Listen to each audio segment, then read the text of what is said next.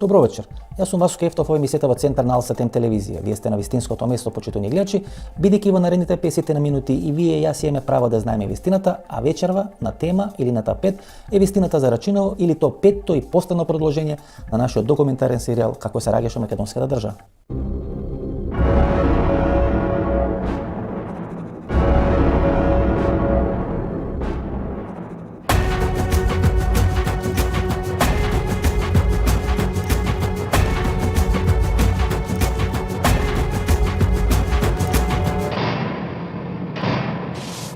За почеток, секоја се плетеле многу приказни околу Рачиново, тоа дека таму биле разни шверцарски дувла или центри за трговија со цигари, трговија со дрога, меѓутоа за 2001 година во Рачиново всушност се водат клучните битки или се водат клучни преговори кои го определуваат текот на војната 2001 година.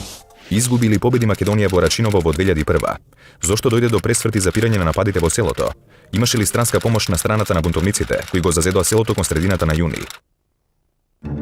Не само овие, туку и уште многу други прашања чека да бидат одговорени за да се дознае вистината за случувањето од ова село за време на војниот конфликт. Но пред да преминеме на тие, би кажале неколку драматични денови кои го донесоа пресвртот во конфликтот во 2001. Еве неколку факти што Рачиново го ставија во негативен контекст. А Рачиново е едно од скопските предградија за кое секогаш се поврзувале најразлични приказни. Токму тука баѓа првата албанска жртва во акцијата за уривање на зидовите на албанските куќи кон почетокот на 90-тите години. Самиот настан беше несреќен случај и беше искористен за други цели. А беше нормално неразумно предизвикан уопшто од такви активности. А тоа е случајот со смртта на еден албанец во Рачиново, кога се рушеа зидовите, затоа што таква беше одредбата на секретаријатот за урбанизам или еден владен сектор, каде што не се респектираше фактот дека е сепак поважен човечки живот од еден зид. За селото секогаш важеле приказните дека тоа е главниот центар за шверц со дрога и цигари, дека е главното дистрибуционо упориште на Данчо Шутурков и дека тука цутат фабрики за производство на нелегални цигари. На митските приказни влијаја информациите за слабата контрола на полицијата или пак за отсуството на какво и да е владење на законот во Рачиново. Како и да е, Рачиново зад себе имаше голем багаж, препон со илегална трговија од секаков вид. Секој педа земја или секој простор кој што држи Рачиново веќе е претресен од полицијата. И не може да ги најдат тие фабрики за дрога, тие фабрики за цигари кои што веќе нонстоп беше објавено дека во Рачиново има такви фабрики, има такви криминал и не може да најдат така затоа што не постоја. Ноќта меѓу 10 и 11 јануари 2000 година на влезот од Рачиново се убиени тројца македонски полицајци. Неколку дена полицијата го претресуваше речиси секој жител на ова село. Во потрага по сторителите, припадници на МВР брутално претепа еден жител на селото, осомничен за настанот, кој подоцна почина. Се уште се непознати оние што го извршија тој чин и пукаа во полицајците, иако имаше и судење со 9 на обвинети. Процесот се уште се наоѓа во судските лавиринти, без финална завршница. Со убиството на полицајците беа доведени во прашање релаксираните меѓуетнички односи, зад кои застана тогашната коалиција на власт. Подоцна тој брутален настан, како што беше оценет во македонските медиуми, се посочуваше како почеток на она што следуваше една година подоцна за време на кризата во 2001 година. Но дури и денеска нема дециден одговор каде е вистината и дали стануваше збор за криминален или за чин со политичка позадина. Инаку, вие се сеќавате веројатно на познатиот случај на убиство на тројца полицајци на влезот во скопското село Рачиново. Тоа е 11 јануари 2000 година. Во тој период, доста период и потоа, никој не ја преземаше одговорноста. Македонија немаше воопшто традиција на преземање одговорност во такви случаи. Беа убиени 3 полицајци во влезот во село. И мислам дека и ден денеска јас имам печаток дека тоа беше монтирано само да дојде до тоа што не може тогаш во 2000 година го направи во 2001 година. Три битни моменти треба да се анализираат за да се објаснат јунските настани во Рачиново од 2001. Некаде на почетокот од мај 2001 беше отворен така наречениот Кумановско-Липковски фронт, кој се наоѓа во непосредна близина на село Рачиново. Отворањето на Кумановско-Липковскиот фронт се случи речиси неочекувано, нешто повеќе од еден месец по заземањето на Тетовското кале. Безбедносните сили на Македонија се разместуваа во Кумановско-Липковскиот регион, особено во селата со доминантно македонско население. Офанзивата во Куманово не ја подпише председателот Трајковски, туку ја подпише господин Атандов во функција на председател на собрание. И издадов наредба и подпишав кај 10 сатот. Базите им беа Липково, беа отле родното место на тогашниот пратеник Хисни Шакири, па командант на УЧК. Јас цело време бев во Липковскиот регион. осем тие 7 дена што бил во Призрен. Силите на терористите беа опколени од повеќе страни. Скопска Црна Гора ја држевме на повеќе пунктови. Од Кумановската страна имаше јасна повлечена линија и тие сили нивни беа постојано бомбардирани и напаѓани. И голем успех постигна единиците, скоро влегоа во селата. Само во 113-та бригада вака имаме жртви негде 57 само припадници на УЧК со униформа и имаме и цивили. Таа бројка кај нас се движи до 70 само во Липковскиот регион. Некаде околу 12,5 сатот доаѓа премиерот на командно место во Куманово. Дословце ми вели. Не бев јас сам таму. Панде, мора да прекиниме. Може би не се стави многу голем акцент на тие места, меѓутоа што се однесува на бомбардирање и на мавање со артилеријско оружје, мислам дека многу тие терористи ќе си го памтат до ден денеска. Имаше една шифра до 2400 борци само во нашиот крај. Не поминаа 10 минути се јави тогашниот врховен командант и со овие зборови ми вели. Ја мора да го цитирам. Генерале, што работите вие тоа таму? Јас знаејќи што очекувам, викам, господине председател, бал играм. Во тој регион имаше 15.600 цивили. И затоа настана и криза, хуманитарна криза. Немој да се зафркавате, веднаш да прекинете операцијата и да ја вратите силите на почните позиции. Знаете вие, рече 12 државници ми се јавија, притисок, многу жртви имате таму. Отварањето на жариштето во Кумановско отвори еден нов феномен, нова појава, нешто што ние до тогаш како искуство го немавме, тоа е исламскиот фундаментализам. По тоа ни тврдеа дека и тука е тоа работено од муџахидини. 30 до 40 милитанти беа во рамките на парамилитантите во Куманово, неколкумина од нив воопшто не беа од нашиот континент. За сите беше заедничка црта затоа што припаѓаа на вахабитите. Ситуацијата на терен, како и обидите на меѓународните представници да најдат политичко решение за веќе разгореното војно клопче, резултираше со создавање на широка владина коалиција. По подолги дилеми и разногласие меѓу двете главни македонски партии, кои да го добие Министерството за внатрешни работи, кон средината на мај сите 4 партии се обединети во широка коалиција. Владата за спас на Македонија, како што се нарекуваше големата коалиција, требаше да биде еден сигнал дека ќе се движи кон мировни преговори. Георгиевски нема ниту легитимитет, ниту морално право да ја крои судбината на Република Македонија. Тој денес не само што не може да ја представува македонската страна, тој денес не може да представува било кого во Македонија, освен тесното и послушничко раководство на неговата партија. Штом толку сакате да учествувате во владата на господинот Георгиевски и штом толку инсистирате да учествувате во таа влада, во наредните неколку денови ве повикувам, ви ветувам дека ќе ве повикам на разговор за вашата идеја за широка коалиција. The whole international community was supportive of the Grand Coalition, but that was mostly Javier Solana. Една од опциите беше политичкиот диалог, кој се одвиваше под покровителство на председателот Борис Трајковски. Со денови, политичките лидери на 4 големи партии се собираа во собранието, но не се постигнуваше конкретен напредок. Во напорите да се најде решение, се одеше на средби со дипломатите во земјата. И веќе во тие мигови, меѓународната заедница со благи притисоци врз владата се обидува да ја наметне темата на мировни преговори наспроти вооружениот конфликт. За да се избегне притисокот од Скопје, протестите на раселените, лидерите заминуваат во Охрид со претходно постигната согласност за прекин на огнот. Но на ваквиот расплет претходеа неколку клучни моменти. Еден од нив беше Јарачиново. Се засилија притисоците врз владините представници.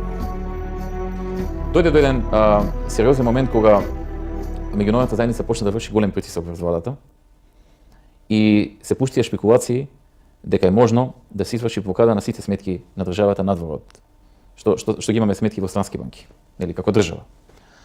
Во тој момент не фати така една непријатност, да не речам и паника.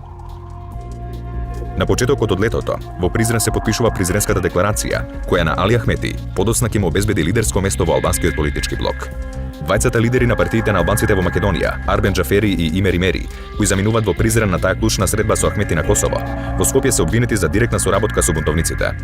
Во тие мигови, клучен играч станува Питер Фейт, именуван од генералниот секретар на НАТО, лордот Џорџ Робертсон, кој треба да го воспостави линкот со луѓето во униформи.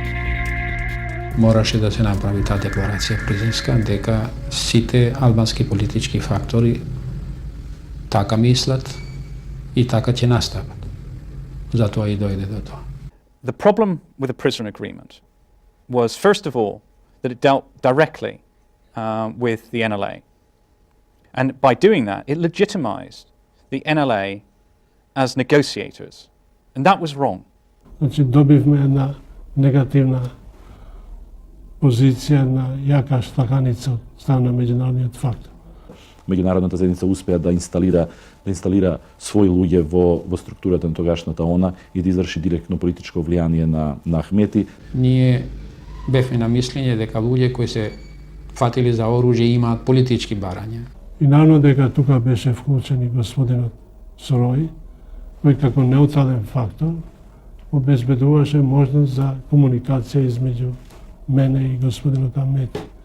Па со наши коли до Приштина, контактиравме телефонски на ова место сме дојдете и после продолжувавме понатаму.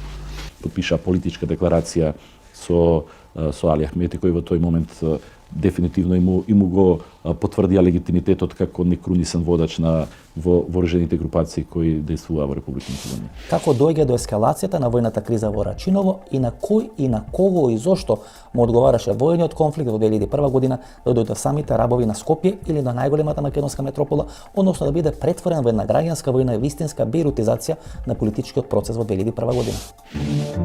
Кон средината на јуни веќе почнува да се плетат тие приказни и шпекулации дека нешто се подготвува во Рачиново и дека реки на бегалци од Кумановско и Липковско почнува да доаѓаат во селото, а во рамките на тие групи и одредени структури на УЧК. Така всушност започна конфликтот во Рачиново. Од денешна дистанца, тридневните случувања во ова место се доживуваат како некаков неуспех за да се оствари војна победа врз оние кои го зазедоа селото. Многу тешко е, али лошото кога ќе дојде не те прашува. Беше познато, не беше непознато.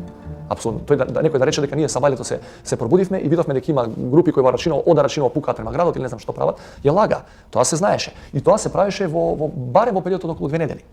Тоа не е направено баш за една ноќ. Како да беше припремено тоа, затоа што бајги време имаше бегалци. Па реков дека од март месец веќе ние како да имаше некои сигнали дека Не, Рачиново е лош потез на власта, една типична наша слика.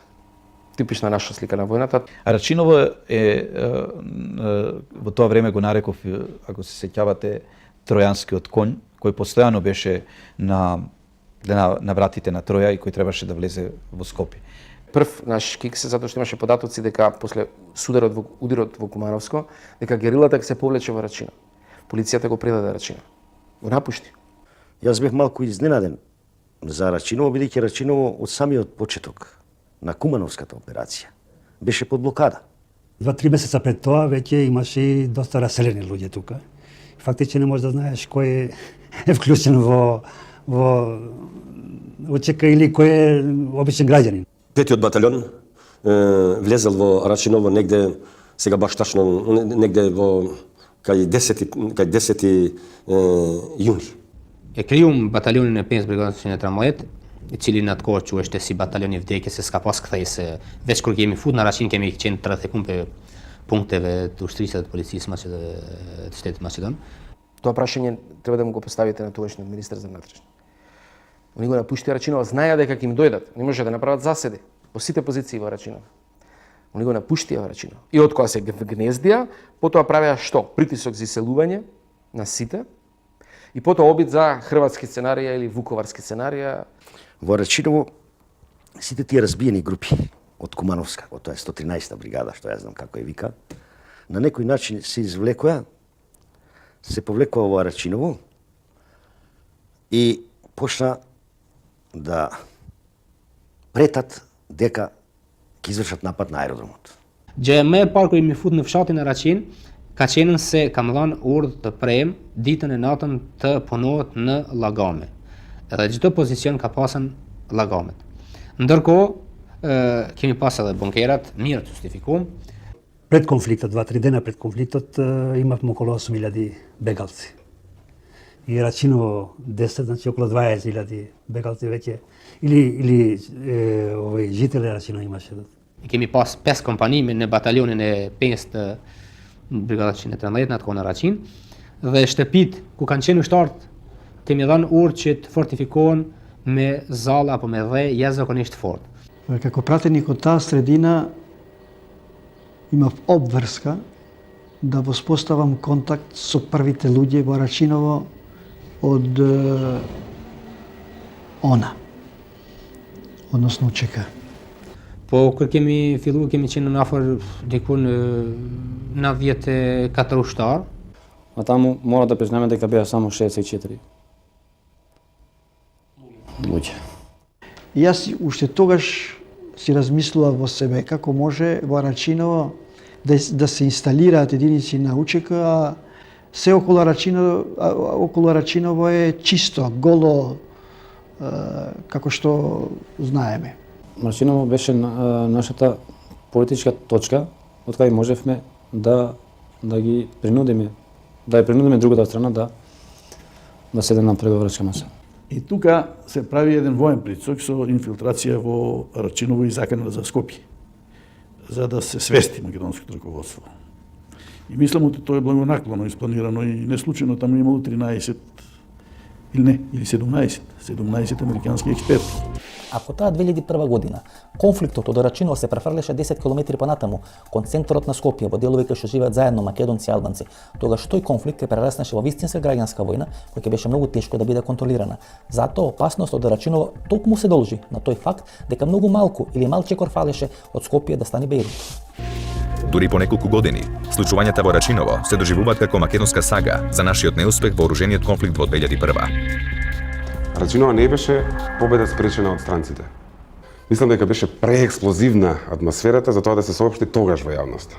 И на некој начин ние дозволивме јавноста да мисли дека тоа беше победа спречена од странците. Тоа беше Рачиново.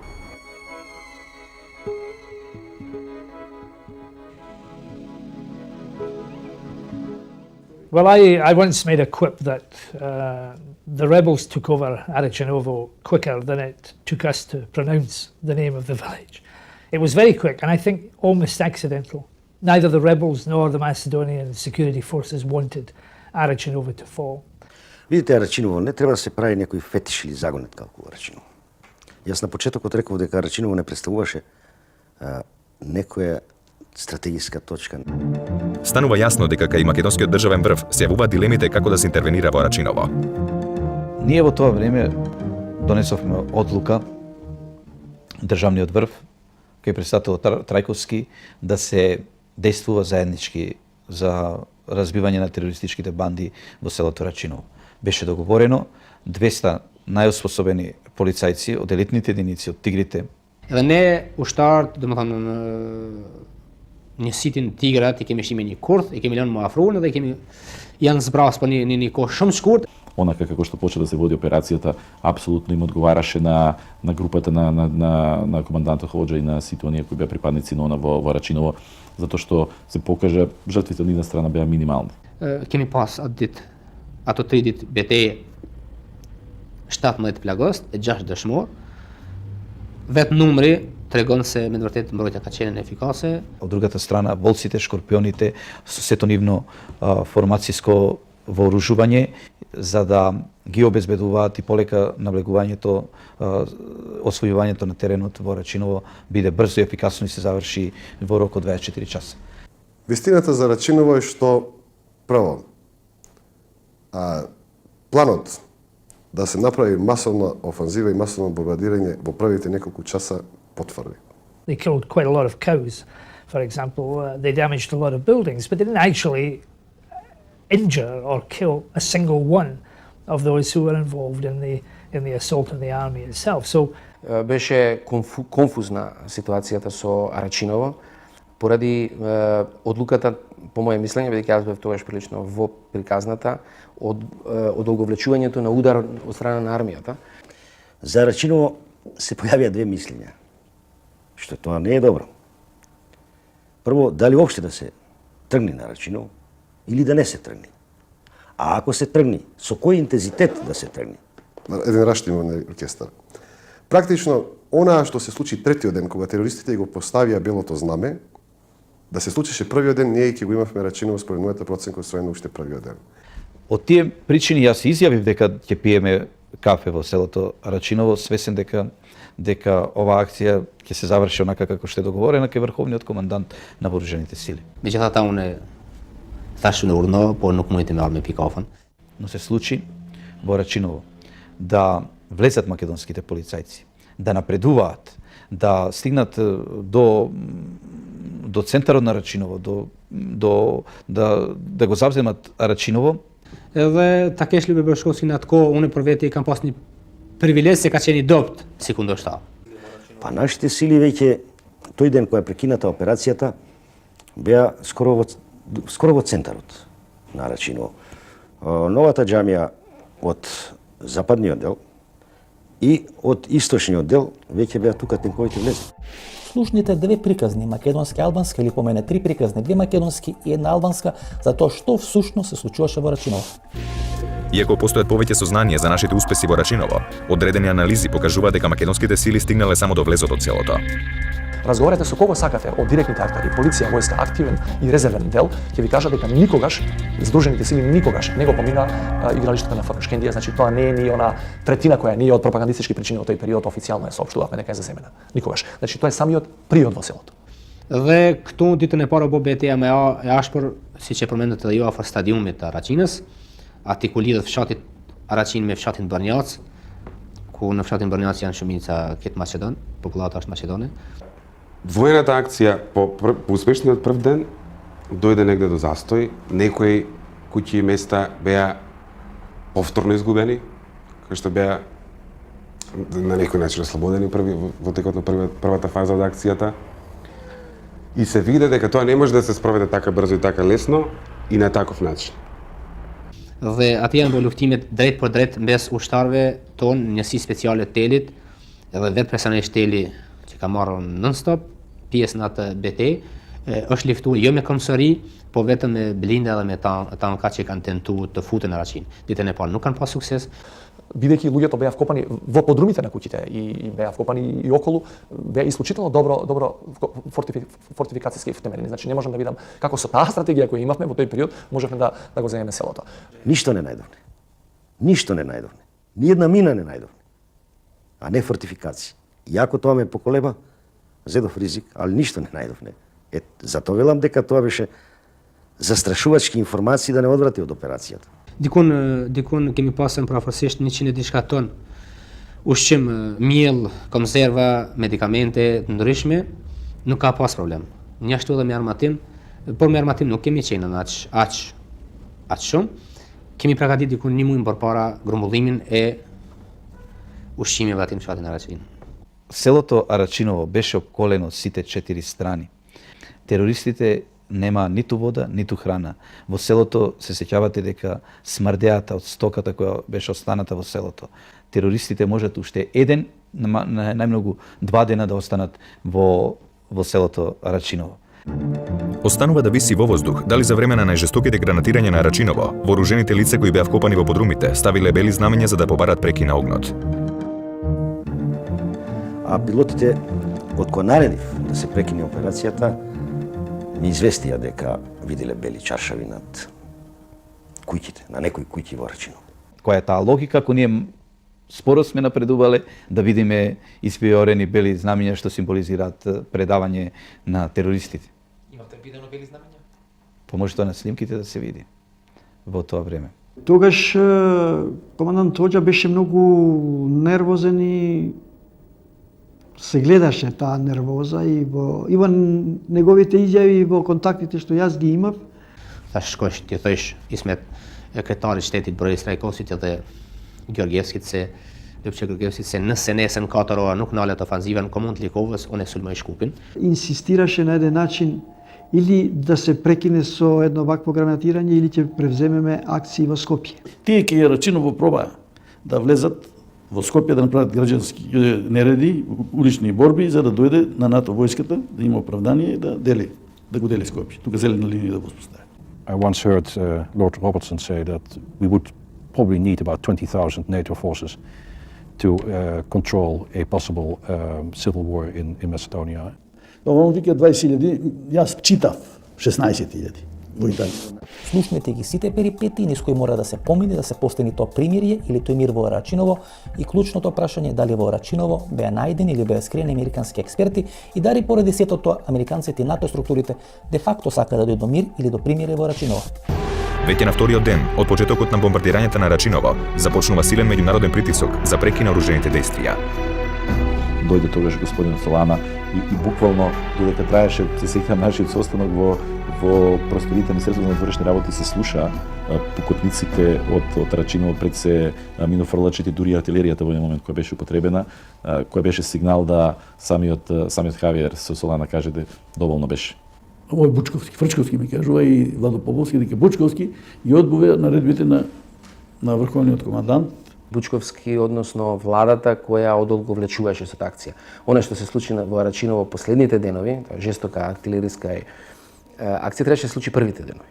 Веќе немаше цивилно население, веќе беше јасно и тогаш приказната ќе се развиеше друго. И така беше договорена операцијата. Од кружна основица, од сите страни да се отпочнат борбените дејства.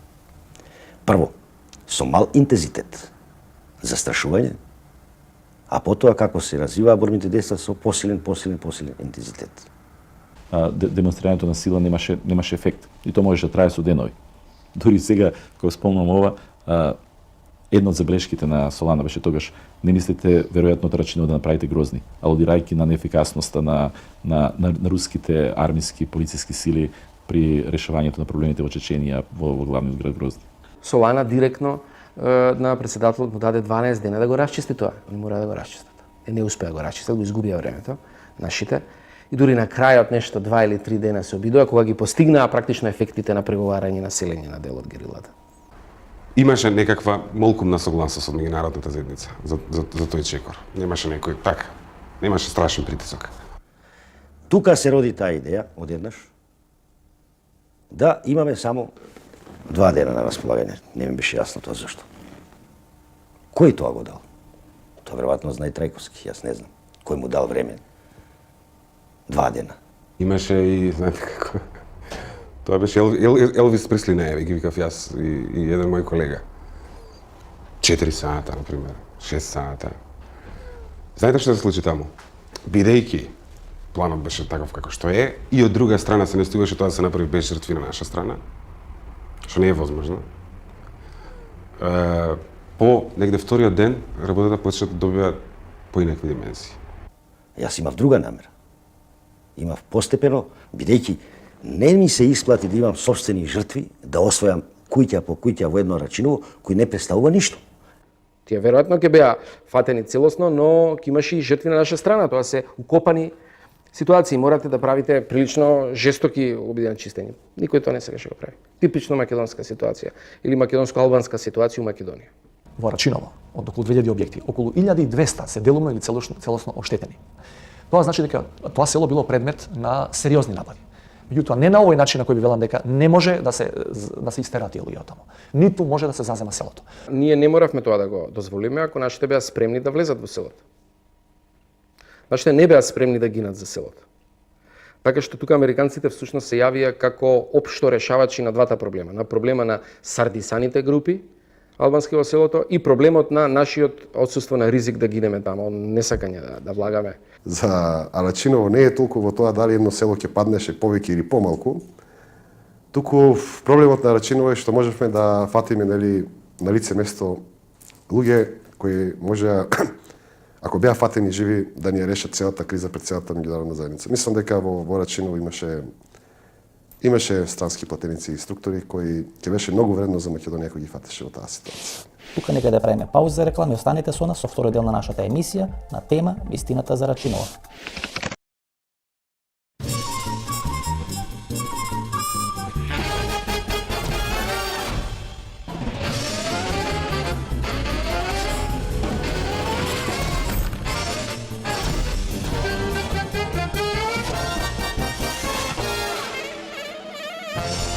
Блокмакс, ефикасен при различни типови болка.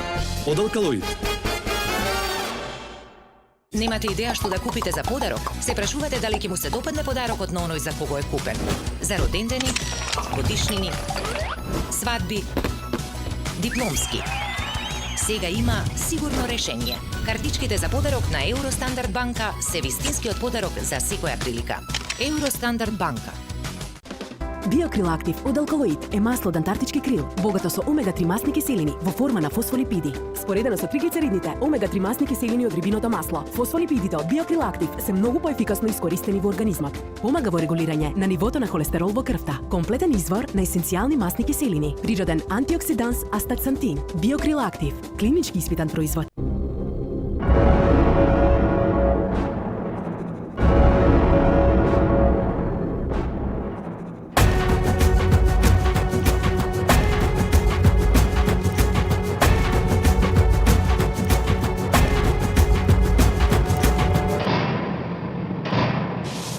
Од денешна дистанца се го поставам прашањето, почитувани гледачи, дали таа 2001 година воопшто беше возможно да има победник во Рачиново и дали на големите сили им одговараше воопшто таа 2001 година дали македонската или дали албанската страна да биде победник во Рачиново.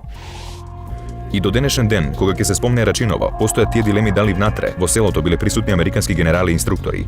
Она што од денешна дистанца станува јасно е тоа како се одвивала целата операција за извлекување на бунтовниците од селото. Останува да лепди во воздух дилемата, која била структурата на бунтовниците кои го зазедоа селото и за само неколку дена се вкопа во близина на куќите. Факт е дека во редовите на УЧК имаше странски платеници, некој ги нарекува американски војници или инструктори, некој англиски. Never. Never. Why? That's absolute nonsense. There was no special forces, no Americans, nobody other than the NLA there. Да бидам искрен, ние целата операција имаме снимено. И видео, со видео снимки. Бидејќи хотелот Белвие близу Рачиново, а и цело Рачиново се гледаше на монитори све што се дешава. Дење. One of the units of the UCK had occupied the village of Arachinovo and had come very close to the capital, but also to the NATO lines of communication. The only people who were fighting in Arachinovo were NLA. Because Arachinovo, as you know, is dominating the airport and the high road which leads from Serbia to Greece. And this is of a strategic interest to our NATO forces in Kosovo. So we had an interest to get them out of Arachinovo. По доаѓањето во Рачиново, кај што пративне, веднаш бараа од мене да се пролонгира времето на излекување, не до 8, него после 8. Веднаш сватив зошто. Да не би виделе кого и што ќе излекуваат. И да не би ги снимиле, нормално, пошто тие знаеа дека ние се тоа снимиме. But there was never a question of why should we have to... This is very, very bad propaganda. По сите проверки, до кои јас можел да видам, сите извештаи кои јас можел да ги прочитам и од внатрешни извори и од надворешни, американски инструктори немаше во Рачиново. Значи, овие што ви ги спомнувам, 1-20 имаше еден холандјанец или луѓе кои се платеници кои учествуваат за плата, учествуваат во Чеченија, во Авганистан, на Косово, секаде во Босна. Такви да, меѓутоа тоа не се инструктори. После имаше 150. 157 се чини. Цело Рачиново. Со тие борци ние го прикривавме целото Рачиново. Дикун километар хек пе Рачина се имаше дичина катралот уштава сам којтовото. Не беше командантот главниот од оваа операција, имаше други команданти. Сите тие тајни преговори меѓу македонската страна и инструкторите на НАТО за излекување на терористите од Рачиново се водеа во хотелот Белви. Присутните во хотелот сведочат за напнати ситуации за време на тие преговори. Yes, I was in the Bellevue. Во 15 сатот ми се јави Трајковски и вика генерале да се прекинат борбените дејства, а вие да бидете у толку сатот во хотел Белви. Таму ќе чујете. Разбирам. Атмосферата беше мачна. Имаше луѓе кои беа присутни во големата банкет сала на хотелот Белви кои сметаа од македонскава страна дека тоа треба да се расчисти, дека никакви странци не се потребни. Во Белви кога дојдов видов сите структури на дипломатските представништва во Македонија. Беа присутни. А од нашите Бучковски министрот, Љубе Бошковски, јас, онда Пендаровски и советникот за национална безбедност на председателот Димитров. At the beginning, when we went into the Bellevue for the first time, and we came across Interior Minister Boškovski, General Petrovsky. There was a very difficult meeting. Во структурите на полицијата и на војската кои беа присутни тука, посебно во структурите на македонската полиција, имаше луѓе кои сметаа дека не треба воопшто да се преговара. Minister Boskovsky didn't want to accept it. He tried to rewrite the agreement. And we had to tell him, your boss, your prime minister has agreed it. And in the end, it was General Petrovsky who took him aside and said, and had a word, and he came back and it was sorted. But it was very tense. Бошковски реагираше малку оштро. Главниот преговарач од страната на странците беше Питер Фейт со својата екипа и константно се гледаше на картите каде се чии позиции. I mean, it was a very sensitive operation, and it was based on information that we had received from Mr. Ahmeti. You must imagine that there were about 300 fighters who had to be disarmed before they would leave the village. Господинот Питер Фейт како што седна и веднаш настапи со некој план за излекување на терористите од Рачиново за Косово.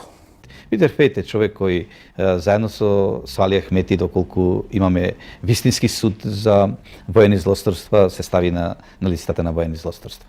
Mr. Feith, at Macedonian government request, went to Shipkovica, said to Ali Ahmeti, can you get these people out? And Ahmeti agreed. My first meeting in Shipkovica I will not easily forget, because there was a bombardment going on by the Macedonian army from the air. Но неговото движење не беше тајна, се знаеше кога заминува најчесто во Шипковица или кога оди во Призрен, истите тури кои ги правеше и тогашниот амбасадор Рајф не беа тајни за нашите служби. Mr. Feith went back to the government and said, that's it. Ali Ahmeti has agreed that they will pull their guerrillas out. They'll leave with their weapons because they've not been defeated. И оние прашања зошто се публикуваат со оружје и така, затоа што тоа беше договор. Тие не се чувствува и не беа реално во тој момент поразена страна. First of all, I had to convince the military and police commanders that this was the right thing to do and that this was agreed with the president. I must say there was a bit of discussion about that, let me put it this way. And some of the ministers didn't agree with this. I think they were not very happy about this. Edhe më lajmërohen mua prej Zotri Ali Ahmeti më thotë se do të vinë një delegacioni i NATO-s, do të bisedojnë me to se lufta ka përfunduar. First of all, entered into the village when the ceasefire was locally agreed.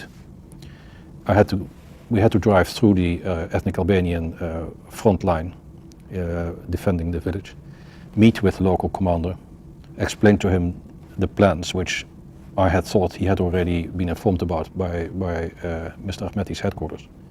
Çka ka qenë më çesharake se kur atë ditë kur erdhe Peter Feti u taku me vaj të parangjatë që më pyet, më thotë se ku janë forcat e Maqedonit, Lybi Bashkovci, që thotë se ai u fut një pjesë të Raqinës e ka marrë. Tell him to bring all his fighters on the main street and to cooperate with the means of transport that we would make available.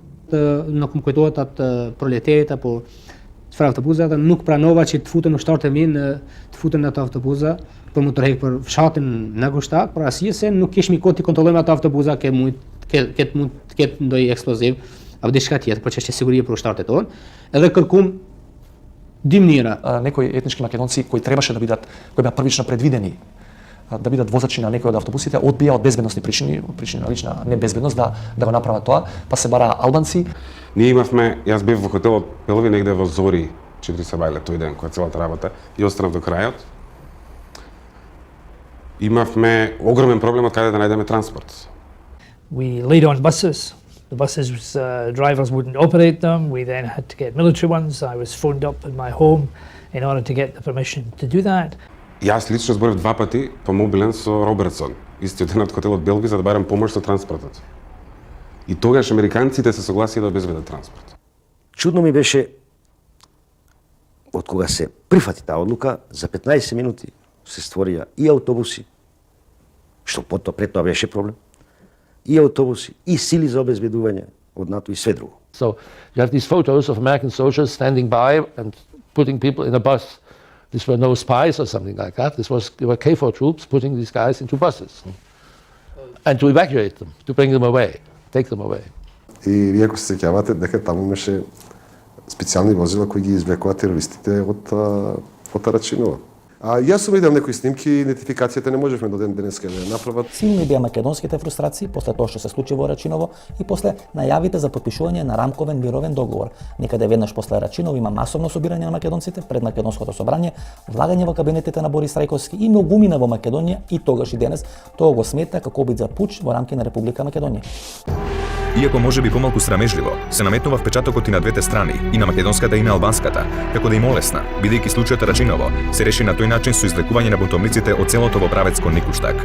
Од кога Рачиново заврши, а заврши со изблици на огромни македонски фрустрации, пред македонските политичари остана потешкиот дел од работата, како на македонските граѓани да им ја соопштат вистината за Рачиново.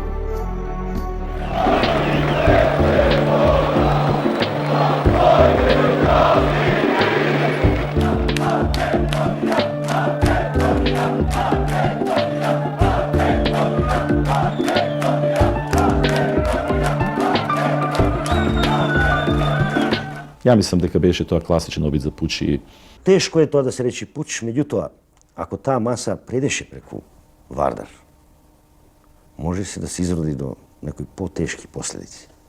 Таа ситуација и излезе делумно од контрола, бидејќи луѓето дел од нив влегува во зградата и го искрши инвентарот, влегува во кабинетот, неколку простори беа комплетно руинирани. Реално е нешто друго, дека таму ни се случи спонтаност, таму ни се случи гневот, таму ни се случи оној исти гнев кој јас и денес го носам во мене. Во таа група луѓе, во тој неколку илјаден народ, имаше многу од нив беа со оружје, многу луѓе од резервисти дојдоа со она оружје што го должија тука. Беше сериозно. Беше сериозно. Тоа било најценно за Македонија, морам тоа да кажам, да. Па како немаше вооружани, па видите да дел беа од припадниците на безбедните сили инволвирани во тоа. Па чак се појавија и питомците во Војна академија. Иако ме обвинуваат дека дури сум бил организатор на тие протести, ја бев единствениот политичар и министер во тоа време кој излезе со народот. Народот кој го гази автомобилот од полицијата, мислејќи дека е од господинот Трајковски, блиндиран. Кога дојдоа луѓето овде, тоа беше спонтанна реакција на луѓето. Тоаш не знаеме кој беше позагрозен, дали беше Трајковски, дали беше владата, дали тогаш Либе отиде да ги смирува луѓето, го маваа со шишиња. Ми се јавува Кецковски во сета таа гужва. Вика, господине генерале, треба врховниот команд да сместиме на командно место. Јас знам дека Трајковски беше тогаш ужасно уплашен и знам дека се лутеше на владата, меѓутоа таа маса никој не можеше да ја сопре. А плюс тоа што доаѓа групи од надворешноста во Република Македонија, па ме настречували да не влезат во Скопје. Кога ќе го вратам назад филмот и начинот на кој беше излекуван председател Трајковски, начинот на кој се најдовме половина час по инцидентот во неговиот кабинет во касарната Илинден, недостапноста цела вечер на тогашниот министер за внатрешни работи, срамежливото појавување само на Љупчо Гергиевски, публикувањето оставаше многу сомнеш.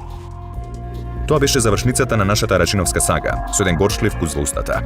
Во изминатите години, а веројатно и понатаму ќе се соочуваме со две крајности. Дека некој не спречил да ги поразиме албанските бунтовници, но и дека се соочивме со нашата јаловост во текот на тој конфликт. Така досието за настаните во Рачиново се уште не е до крај затворено. Се уште постојат тие дилеми за некоординираноста на безбедносните сили, за меѓународната позиција во тој настан. Фактите зборуваат дека на само 3 недели по случувањата во Рачиново беше потпишан рамковниот договор, со кој се спречи на тамошното ширење на конфликтот и се гарантира правата на албанците. И секако, ниту денес не се докрај затворени сите приказни за негативниот багаж на ова село. Вистината за Рачиново допрва ќе треба докрај да биде откриена. Ова беше емисијата во Центарот со Васко Ефтов, почитувани гледачи. Вечерва можете да проследите петтото и последно продолжение на нашето телевизиско досие или серијал Како се раѓаше македонската држава на тема Вистината за Рачиново. Ние се гледаме идниот вторник во истото ова време со нашата емисија на тема Дали егејците владаат во Република Македонија. Пријатна вечер.